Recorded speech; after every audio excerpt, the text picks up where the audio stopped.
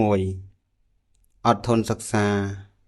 នៅការមនុស្សយើងដែលរស់នៅរួមគ្នាក្នុងសង្គមត្រូវអប់រំចម្រើនខន្តីព្រោះមនុស្សមានចិត្តមិនស្មើគ្នា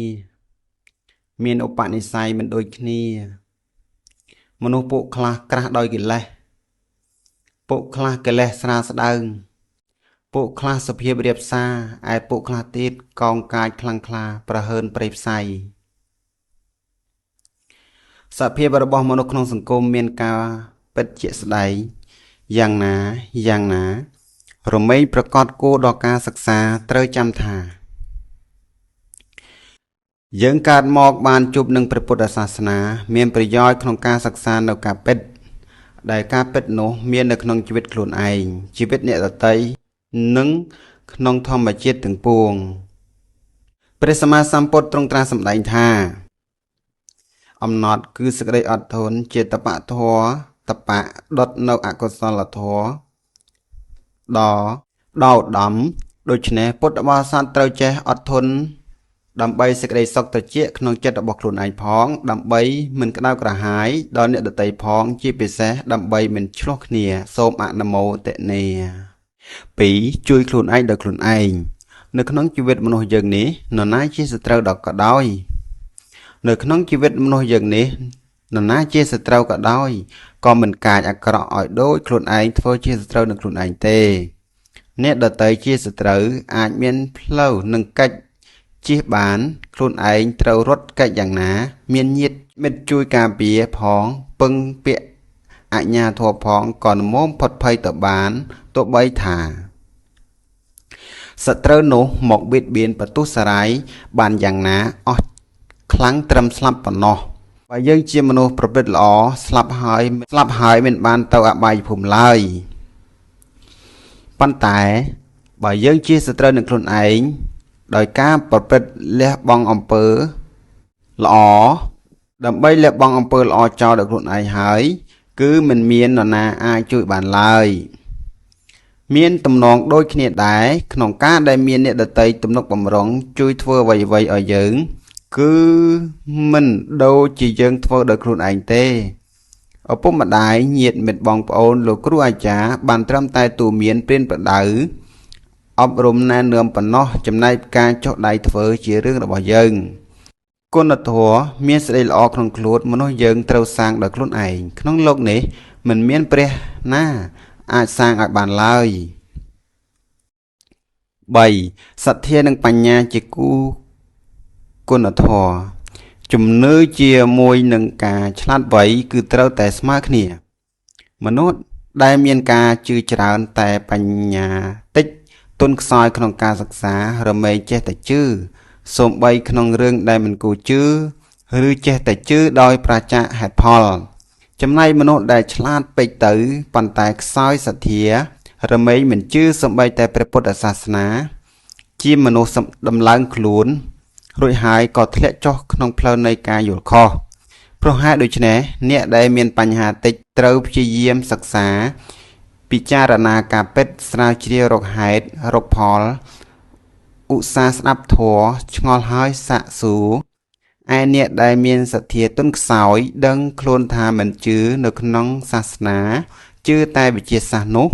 ត្រូវពិចារណាកិលេសក្នុងខ្លួនដូចជាលោភៈទោសៈមោហៈទិដ្ឋិមានាកំណាញ់មិននិងច្រណែនជាដើមកបីជ្រាបថាកិលេសទាំងនេះនៅមានព្រោះនៅងងនិងកបីពិចារណាគុណព្រះសម្មាសម្ពុទ្ធឲ្យបានរឿយ 4. សេចក្តីអត់ធន់ដែលល្អក្រៃលែងអត់ធន់ចំពោះអារម្មណ៍ដែលនឹងមកកើតរាគៈជាដើមគឺជាការប្រសើរណាស់អារម្មណ៍ក្នុងលោកមានទាំងផ្នែកដែលនាំឲ្យកើតការពេញចិត្តមានទាំងផ្នែកដែលនាំឲ្យកើតការទាស់ចិត្តបើអត់ធន់ចំពោះអារម្មណ៍ដែលមិនជាទីពេញចិត្តបានចាត់ថាល្អហើយប៉ុន្តែបើអត់ធន់ចំពោះអារម្មណ៍ដែលជាទីពេញចិត្តបានវិញគឺពិតជាល្អប្រសើរក្រៃលែងទៅទៀតការអត់ធន់ចំពោះអារម្មណ៍ដែលជាទីពេញចិត្តរមែងទៅប្រើកម្លាំងចិត្តខ្ពស់ជាងការអត់ធន់ក្នុងអារម្មណ៍ដែលមិនជាទីពេញចិត្តអត់ធន់ចំពោះអារម្មណ៍ដែលមិនសមតាមប្រាថ្នាសម្បីមនុស្សទុនខ្សោយក៏ល្មមត្រឹមបានព្រោះចាំបាច់ត្រូវតែអត់ធន់ចំណែកការអត់ធន់ចំពោះសេចក្តីសម្រេចតាម ប្រាថ្នាធ្វើចិត្តឲ្យតាំងនៅក្នុងឧបេក្ខាញាណបាននោះគឺតើតែមនុស្សដែលមានចិត្តខ្ពស់រឹងប៉ឹងមមមួនទៅអាចធ្វើបានខ្លឹមសារនៃជីវិតគឺការប្រព្រឹត្តធម៌ 5. សុខកាយជាមួយនឹងសុខចិត្តសុខមានពីរយ៉ាងគឺសុខកាយនិងសុខចិត្តសេចក្តីសុខផ្លូវកាយនេះស្ថិតនៅត្រឹមមួយរយៈពេលខ្លីប៉ុណ្ណោះឯចំណែកសេចក្តីសុខផ្លូវចិត្តវិញអាចស្ថិតនៅអស់កាលដ៏យូរមានរហូតដល់ស្ថិតនៅអស់មួយជីវិតទៀតផងព្រោះហេតុដូច្នេះទើបគួរមានស្មារតីប្រុងប្រយ័ត្នកុំដូរសេចក្តីសុខផ្លូវចិត្តជាមួយនឹងសេចក្តីសុខផ្លូវកាយឲ្យសោះកុំឲ្យក្តៅក្រហាយស្ដាយក្រោយកុំឲ្យក្តៅក្រហាយស្ដាយក្នុងកាយជាខាងក្រោយឡើយតែបើលះសេចក្តីសុខផ្លូវកាយដើម្បីបានសេចក្តីសុខផ្លូវចិត្តវិញត្រូវប្រញាប់ធ្វើឲ្យឆាប់ទៅចុះនឹងបានជាស្ងប់ត្រជាក់មានទីពឹងដ៏ប្រពៃពិតប្រាកដ 6. មិនប្រជែងជាមួយអ្នកដទៃភាពដ៏ប្រសើរលើសដែលត្រឹមត្រូវពិតប្រាកដនោះគឺការប្រសើរលើខ្លួនឯងដោយមិនមានការប្រៀបធៀបប្រៀបផ្ទឹមជាមួយអ្នកណាទាំងអស់ការប្រៀបផ្ទឹមថាយើងប្រសើរជាងគេឬអន់ជាងគេឬក៏ស្មើនឹងគេក្នុងព្រះធម៌សម្ដែងថាគឺជាទូមាននេះអកុសលចេតសិកមួយប្រភេទបុគ្គលដែលមិនមានការប្រៀបផ្ទឹមខ្លួននឹងអ្នកដទៃរមែងរស់នៅយ៉ាងស្ងប់រៀបរយមិនចាញ់អ្នកណាហើយក៏មិនឈ្នះអ្នកណាដែរជាបុគ្គលមានតែសេចក្តីស្ងប់សុខធ្វើការងារអ្វីក៏ធ្វើដោយអនុគ្រោះសំដៅទៅរកប្រសិទ្ធភាពក្នុងប្រយោជន៍នៃអ្នកដទៃបុគ្គលដូចពោលមកនេះជាបុគ្គលមិនប្រជែងជាមួយអ្នកណាឡើយព្រោះថាបុគ្គលបានប្រជែងឈ្នះជាមួយខ្លួនឯងរួចស្រេចទៅហើយ 7. ការយកឈ្នះអំណាចបាបធម៌ការដែលនឹងអាចយកឈ្នះអំណាចនៃបាបធម៌បាននោះកម្លាំងដែលសំខាន់បំផុតគឺកម្លាំងចិត្តបើមានកម្លាំងចិត្តរឹងប៉ឹងពិតប្រាកដនឹងអាចយកឈ្នះបានគ្រប់យ៉ាងការដែលមនុស្សយើងព្យាយាមឈប់ប្រព្រឹត្តនៅអំពើអាក្រក់ឬព្យាយាមលះបង់នៅគ្រឿងញៀនអ្វីមួយតែឈប់មិនបានលះបង់មិនដាច់នោះវាជាការគួរឲ្យអាណិតស្រណោះណាស់ព្រោះគ្រប់យ៉ាងដែលបានធ្វើរមែងមានការដឹងខ្លួនថាជាកំហុសប៉ុន្តែត្រូវអំណាចនៃបាបធម៌បង្ខំទៅឲ្យធ្វើដោយមិនអាចទប់ទល់នឹងអំណាចនោះបានសេចក្តីសំខាន់ម្យ៉ាងទីក្នុងការយកឈ្នះបាបធម៌ឬយកឈ្នះខ្លួនឯងបាននោះគឺការវឹកហាត់កិច្ចជៀសចេញពីអ្វីដែលគួរកិច្ចជៀសនោះឯងមិនគួរមើលកុំមើលមិនគួរស្ដាប់កុំស្ដាប់មិនគួរប៉ះពាល់កុំប៉ះពាល់មិនគួរជួបកុំជួបមិនគួរគិតកុំគិតមានការបន្ថយចុះរហូតទាល់តែអស់ដោយការមិនប្រមាទ 8. មិនបំរើតណ្ហាការតាមចិត្តចង់របស់ខ្លួនទៅតាមដែលចិត្តមិនបានសិក្សាមិនបានអប់រំគឺជាមូលហេតុដ៏ចម្បងនៃការចាញ់ខ្លួនឯង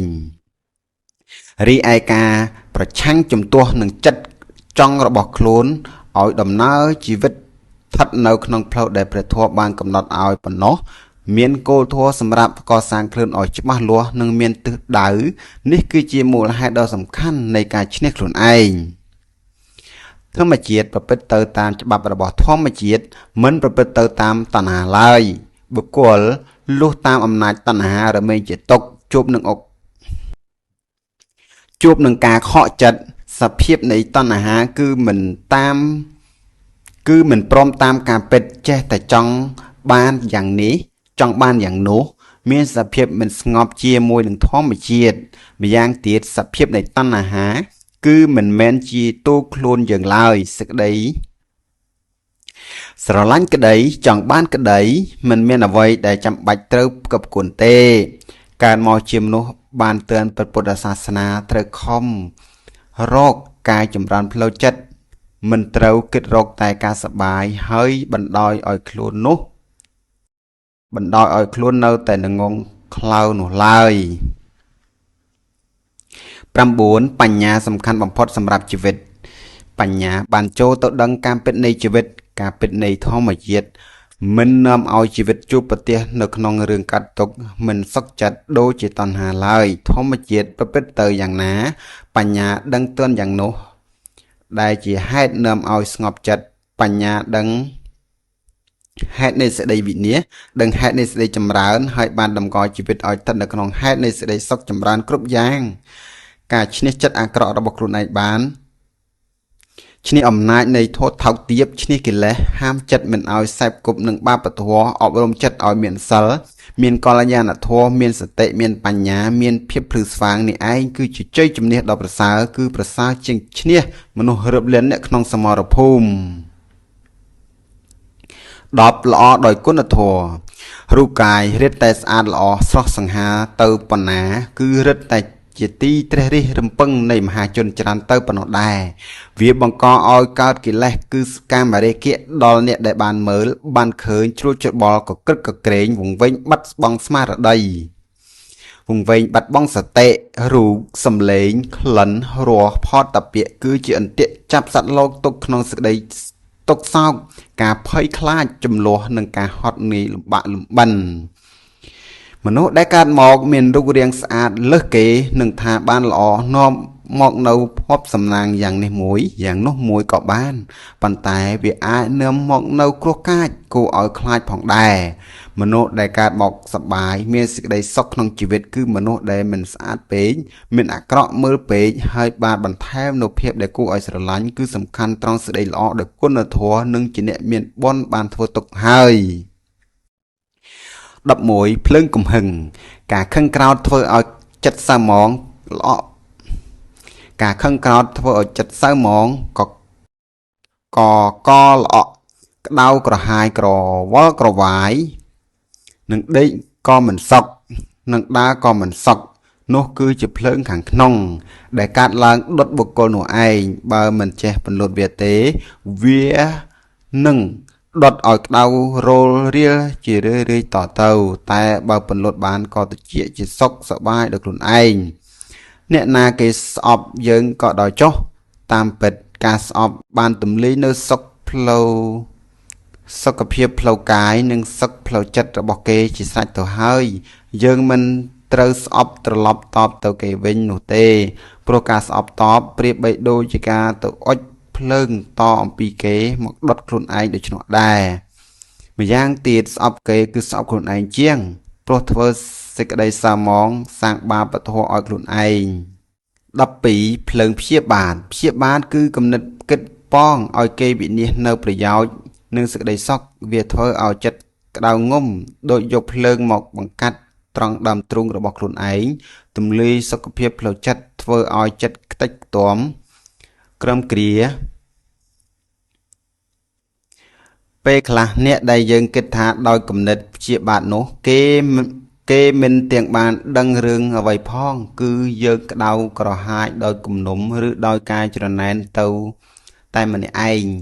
បើយើងចាប់ភ្លើងគប់ក្រវែងទៅរកអ្នកដតីភ្លើងរមែងឆេះដៃយើងមុនហើយបើក្រវែងទៅលើកទៅគេមិនត្រូវទេភ្លើងនោះឯងគឺបានឆេះចំពោះយើងតែម្ខាងប៉ុណ្ណោះ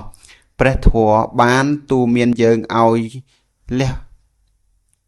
ព្យាបាទដោយមេត្តាពោលគឺឲ្យមានបំណងល្អប្រាថ្នាល្អចំពោះអ្នកដទៃនិងឲ្យមានខ្លួនឯងជាឧបមាសូម្បីយើងមិនឲ្យទុកដល់គេទេតែគ្រប់គ្នាក៏មានទុកស្រេចតាមសភាពរបស់ខ្លួន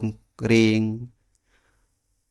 ម្នាក់ជាធម្មតាទៅហើយដូចជាខ្លួនយើងអីចឹងដែរដែលចេះតែមានទុករឿងនេះរឿងនោះទាំងដែលមិនមានអ្នកណាមកធ្វើទុកនោះឲ្យយើងផង13ការស្វែងរកសេចក្តីសុខការស្វែងរកសេចក្តីសុខដែលគូតេឌៀក៏មានដែលគូសរសើរក៏មានការស្វែងរកសេចក្តីសុខដើម្បីខ្លួនឯងដោយការបង្កទុក្ខភ័យឲ្យដល់អ្នកដទៃជាការដែលគួរឲ្យតេឌៀលការស្វែងរកសេចក្តីសុខដើម្បីខ្លួនឯងដោយមិនបង្កទុក្ខភ័យឲ្យដល់អ្នកដទៃជាកិច្ចដែលគួរឲ្យសរសើរចំណែកការស្វែងរកសេចក្តីសុខដើម្បីខ្លួនឯងដើម្បីដោយការឲ្យសុខដល់អ្នកដទៃក៏គួរឲ្យសរសើរផងត្រេកអរផងនិងគួរឲ្យគោរពផង14ប្រដៅមនុស្ស មនុស្សយើងដោយប្រក្រតីគឺមិនចូលចិត្តឲ្យអ្នកណាប្រដៅឡើយរឹតតែមិនចូលចិត្តឲ្យអ្នកណាមកប្រាប់ថាខ្លួនធ្វើអ្វីខុសនោះទៅទៀតប្រហែលដូច្នោះវិធីដែលល្អក្នុងការប្រដៅមនុស្សគឺការប្រដៅដោយមិនឲ្យគេដឹងខ្លួនថាយើងទូមានព្រានប្រដៅគេម្យ៉ាងទៀតវិធីអប់រំទូមានដែលល្អជាទីបំផុតគឺការធ្វើខ្លួនជាគំរូល្អឲ្យគេមើលបណ្ឌិតគួរតម្កល់ខ្លួនឯងឲ្យតាំងនៅក្នុងគុណដ៏សមគួរជាមុនសិនចាំប្រដៅអ្នកដទៃជាការខាងក្រោយទើបមិនលំបាកធ្វើមកបត់អត្តវៈទំព័រ17បាទការអានសភៅធម្មទស្សន៍របស់លោកគ្រូអគ្គបណ្ឌិតបុត្រសវង្សដល់ត្រឹមទំព័រ17តែប៉ុណ្ណេះសូមស្លេះតែប៉ុណ្ណេះសិនចុះ